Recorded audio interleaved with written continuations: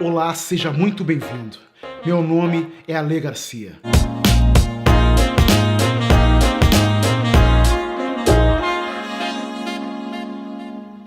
21 de março de 1960. Imagine que você é um dos cerca de 20 mil manifestantes que estão reunidos em um bairro chamado Sharpeville, na cidade de Johannesburg, na África do Sul. Você, assim como todos os outros manifestantes à sua volta, marcha calmamente, num protesto pacífico. Mas pelo que vocês estão lutando? Pelo simples direito de ir e vir. E é para protestar, para ter esse direito de ir e vir, que vocês continuam marchando, caminhando até chegarem em frente ao distrito policial, para desespero dos cerca de 130 soldados ali presentes. A despeito da calma desse protesto, uma escolta está formada, repleta de tanques e de motos. Parece exagero, e é exagero, mas em breve aviões caça também estão sobrevoando o seu manifesto. Porque você, não esqueça quem você é. Você é um dos milhares de manifestantes cada vez mais assustados, com um cenário de horror que começa a se formar à sua volta. E voos rasantes desses aviões, voos cada vez mais rasantes, tentam dispersar a multidão da qual você faz parte. Você está ali no meio e você faz parte dessa multidão. Em desespero, temendo pela sua vida, você e seus colegas jogam pedras. Os soldados se aproximam e prendem um dos líderes do manifesto. O caos está completamente instaurado e só o que acontece agora é correria e gritos. Você grita, correndo para tentar fugir daquele batalhão de agentes cada vez mais e mais agressivos. Tão agressivos que eles não hesitam, armados com as suas metralhadoras, disparam em sua direção. Uma multidão de manifestantes, e os soldados abrem fogo com as suas armas. Em meio a essa chuva de tiros, 69 pessoas são assassinadas e outras 186 ficam feridas. Onde você está nessa multidão? É um dos mortos ou é um dos feridos? Isso não importa, porque para você isso é apenas um exercício de imaginação. Diferente daquelas vítimas em 1960, desse ataque terrível que ficou conhecido como o massacre de Sharpeville. Imagine você ser privado do direito de ir e vir. Imagine você ser forçado a habitar somente alguns lugares. Os piores lugares, os mais pobres, os mais horríveis lugares. E caso não faça isso, você vai ser removido à força. Agora imagina assim, você indo para uma escola, sendo que para você é a pior escola do país. Essa escola é que lhe foi destinada. Imagine se não tendo praticamente nenhum acesso à saúde e se eventualmente tiver seu acesso a um posto sem qualquer estrutura, sem médicos habilitados, sem a mínima higiene. Essa privação de liberdade tem um nome e ela era chamada de Lei do Passe. A Lei do Passe foi apenas uma das muitas leis que formavam o conjunto de regras do regime do Apartheid. Foi essa lei desse regime que levou ao massacre de Sharpeville e à instituição do Dia Internacional contra a Discriminação Racial anos mais tarde. Apartheid é uma palavra africâner que significa separação, e o seu primeiro uso foi registrado em 1929. Mas, assim como nos perguntamos como a humanidade permitiu horrores como a escravidão, como o Holocausto, como se chegou a um regime que permite segregar, humilhar e manter em condições de subsistência pessoas pelo simples fato de elas serem negras. A gente precisa voltar um pouco para contextualizar como se deu esse regime de terror. Como eu falei, o motivo do protesto foi a luta contra a Lei do Passe, uma lei que obrigava os negros a andarem com uma caderneta, onde estavam delimitados os locais onde cada pessoa negra tinha permissão para andar. E essa era apenas uma das muitas leis do Apartheid. E o Apartheid, isso é preciso deixar muito claro, foi um dos formatos mais cruéis e mais evidentes de racismo. O apartheid, ele foi uma forma institucionalizada de separar pessoas de diferentes fenótipos, crendo na inferioridade dos negros como humanos. O racismo, ele acontece de diferentes formas no mundo, e essas formas se dão de acordo com o desenvolvimento histórico e social de cada região. Tu pega como exemplo o Brasil. Aqui as regras de segregação racial sempre foram maquiadas. Aqui no Brasil, sempre se teve a intenção de fazer parecer que não havia racismo, que não há racismo, mas sim uma harmonia racial, com diversas classes sociais e etnias sempre convivendo de forma pacífica e harmoniosa. Mas nós sabemos que isso não é verdade. Inclusive, aqui também havia e ainda há, a gente sabe muito bem disso, leis e costumes que impediam e impedem a nós, negros, de circularmos pela cidade com toda a liberdade.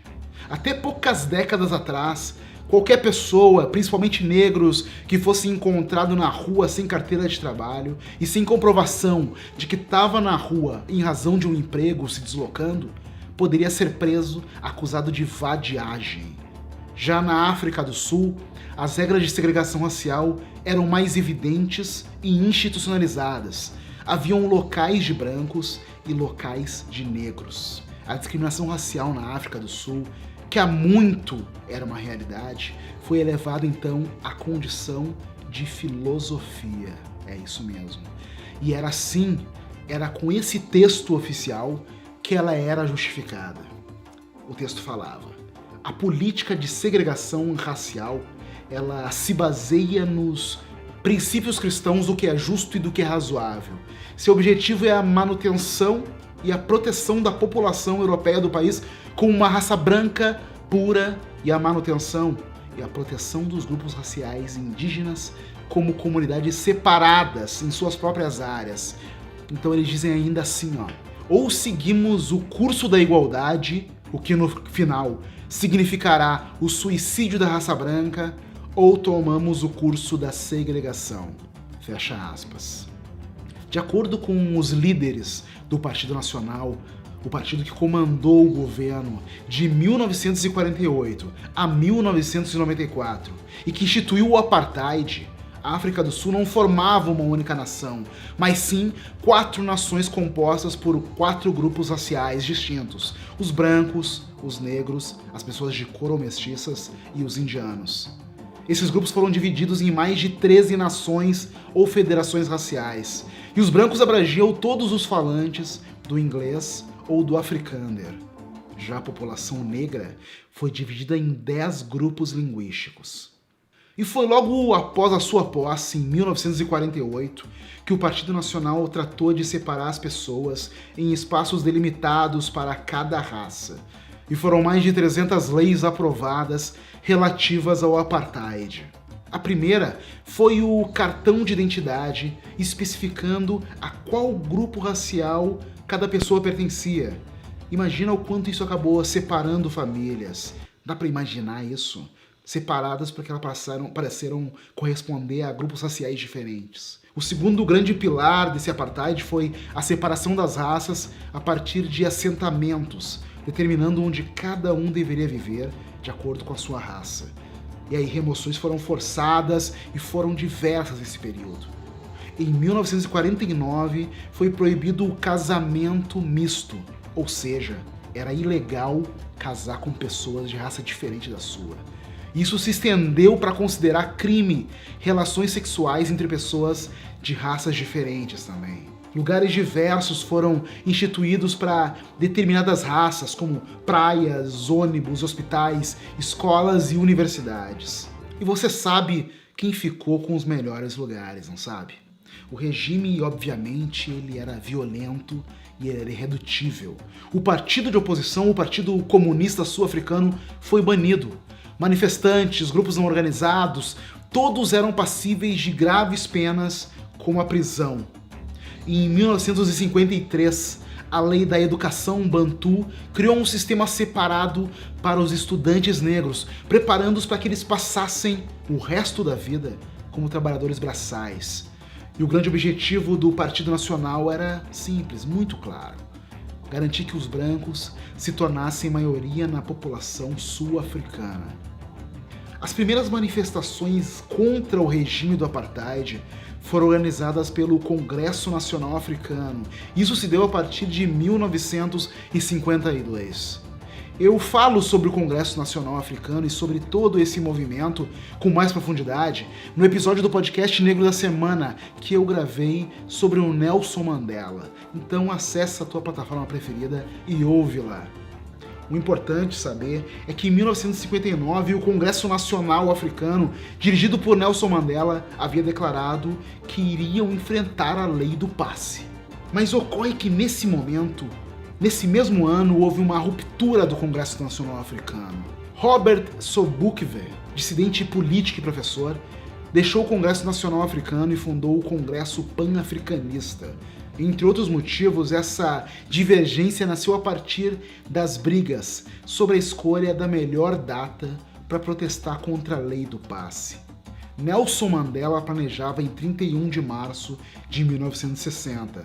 Já Robert antecipou as manifestações para o dia 21 de março. A proposta de Robert era de coordenar um ato pacífico com os negros e as negras sem qualquer documento para que todos fossem presos. A manutenção provisória de milhares de negros atrás das grades ia causar sérios danos às prisões superlotadas e à falta de mão de obra. Mas não foi isso que aconteceu. Eles foram massacrados, recebidos a tiro. Nenhum soldado foi punido por esse crime bárbaro. Depois disso, o governo decidiu banir qualquer organização política na África do Sul. Poucas semanas depois, em 8 de abril, o Congresso Pan-Africanista e o Congresso Nacional Africano foram fechados e um estado de emergência foi declarado. Em 1962, a ONU condenou as práticas do regime racista sul-africano e pediu que todos os países membros da ONU cortassem as relações militares e econômicas com a África do Sul. O massacre de Sharpeville foi o estopim para Nelson Mandela abandonar a possibilidade de dialogar e protestar de maneira não violenta. E não tardou para Mandela, depois de algumas ações militares, ser preso pelo regime em 12 de junho de 64.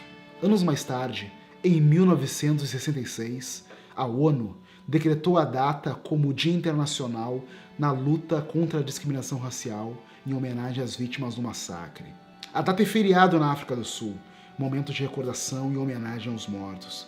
O apartheid, no entanto, só teve fim em 1994, quando Nelson Mandela, depois de passar 27 anos na prisão, tornou-se presidente da África do Sul.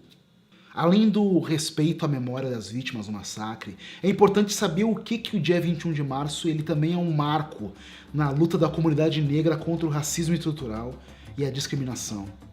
No Brasil, a data marca os 40 anos de atuação do movimento negro, que obteve importantes conquistas, a luta pela inclusão de pautas fundamentais na Assembleia Nacional Constituinte, isso em 88, com destaque para a criminalização do racismo, a memória da morte de Zumbi dos Palmares em 95, a adoção de políticas públicas para ingresso de jovens negros na universidade, com destaque para a criação de cotas raciais, entre outras vitórias que o movimento negro conseguiu. Volta e meia é possível ver alguém recorrendo à ausência da estrutura racista para dizer que não há racismo no Brasil e acusar denúncias e práticas de qualquer negro ou membros do movimento negro como vitimismo. Crer na existência de democracia racial é um mecanismo de alienação em relação à violência que nós negros sofremos diariamente. Então, a nossa luta é sim constante, e datas como o Dia Internacional pela Luta contra a Discriminação Racial são sim fundamentais. Eu espero de verdade que você tenha gostado desse vídeo. Por favor, não esqueça de deixar o seu like, de se inscrever aqui no canal e também de compartilhar esse vídeo para que mais e mais gente possa ter a oportunidade de conhecer mais sobre a nossa cultura negra. E por favor, siga a Lê Garcia e siga também Negro da Semana no Instagram e no Twitter. Muito obrigado por ter estado junto comigo e até a próxima.